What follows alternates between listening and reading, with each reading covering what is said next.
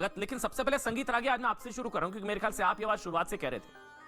ये आज आप थे शायद इकलौते थे जो कह रहे थे कि कोई आतंकी साजिश है, कोई हाथ है, जो कर्नाटक हाईकोर्ट ने कहा था। इसलिए पहले आपसे शुरू कर रहा हूं। मतलब ये जो अल जवारी कह रहा है, इसके ये जवारी के कई हिजाबी उत्तराधिकारी हैं हमारे भारत में। ये जो जवारी गैंग है, अब ये क्लियर हो रहा है कि ये कोई अंतरराष्ट्रीय साजिश थी, ये अचानक से हिजाब जरूरी हो गया क्लासरूम में। ये क्लियर हो रहा है, ये लोग ये ट्रैप में फंस गए। यहाँ के कुछ लोग, कुछ शांतिदूत उसके ट्रैप में फंस गए थे। वो चेहरा और ये मोहरा बने संगीत रागी, प्रोफेसर रागी। अमन जी ये फंस नहीं गए हैं, यह उनकी विचारधारा का हिस्सा है। हम यदि गलतफहमी में हैं तो हम गलतफहमी में रहते रहेंगे।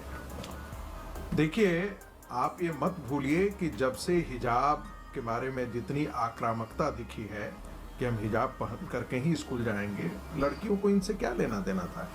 ये अंतर्राष्ट्रीय इस्लाम का हिस्सा है। जो चाहता है उसका उनका वो मैंडेट है, उनके धर्म का ये मैंडेट है कि तुम पूरी दुनिया में इस्लाम का राज कायम करो।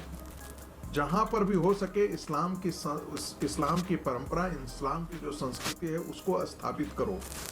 तो स्वाभाविक है सहिष्णुता ऐसे में नहीं आ सकती है। और जहां पर ये लगता है कि बहुत डोमिनेंट सोसाइटी है, वहां पर रह रहे हैं तो इस प्रकार के काम वो धीरे धीरे छुप करके करते हैं। आपके देश में आपकी जानकारी के लिए बता दूं, एक नहीं ऐसे हजारों पॉकेट्स खड़े हो गए हैं जो कल जाकर के कश्मीर की तरह का एक ब्लास्ट करके बाहर निकलेंगे।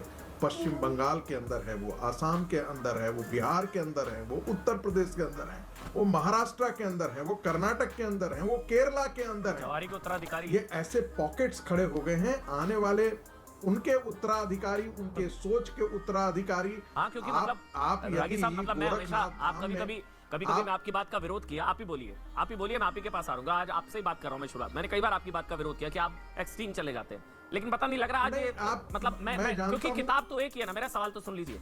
मतलब आज अगर यहाँ पर कुछ मौलानाओं ने बोला कि नहीं इजाजत जरूरी, और ये अल जवारी अगर कुछ बोल रहा है, ये बेशक बहुत बड़ा आतंकवादी है, ये मोस्ट वांटेड है, लेकिन बात तो ये इस्लाम के हिसाब से कर रहा होगा, ये प्योरेस्ट फॉर्म ऑफ शरिया की बात कर रहा होगा।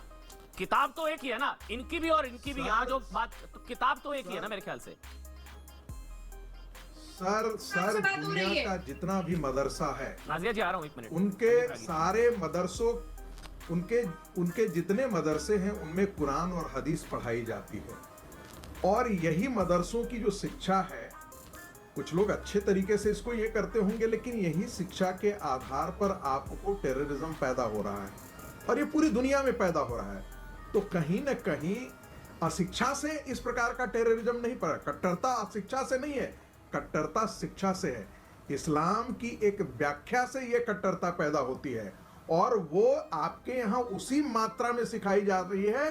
बहाविज्म उसी तरीके से ढाला जा रहा है। देवबंद इस्लाम की व्याख्या उसी तरीके से सारे मदरसों में की जा रही है और वहां से वैसी ही कट्टरता। आपको क्या लगता है कि गोरखनाथ मंदिर में प्रवेश करने वाला व्यक्ति, एक आईआईटी का इंजीनियर जो है, वो गरीबी और शिक्षा से वहां पर गया था? वह एक इस्लाम की शिक्षा के कारण वहां पर था, जो कहता है कि आपको स्वर्ग उससे नहीं मिलेगा कि आपने कर्म क्या किए हैं। अच्छा। इससे मिलेगा कि आपने अपने दीन के लिए अपनी जान दी या नहीं दी, आपने दीन के लिए कुर्बान हुए या नहीं। यदि दीन के लिए कुर्बान हो जाते हैं तो आपके लिए यह है। चलिए ठीक है। मतलब आप कह रहे हैं कि यहाँ पर भी वही सोचती, वो जवारी गैंग यहाँ पर भी है। बहरहाल मुझे नहीं लगता कि यहाँ के मुसलमान जो है वो जवारी के साथ होंगे। मतलब वो कर्नाटक हाईकोर्ट के फैसले के साथ होंगे शायद, मुझे ऐसा लगता है। जवारी अच्छा, नाजिया बार बार मना। अगर तुम लोग नए हो तो सब्सक्राइब करो, वो जो लाल वाला बटन है उसके साथ सूर्य नमस्कार करो या फिर अनुलोम विलोम, मुझे नहीं पता, बस क्लिक हो जाना।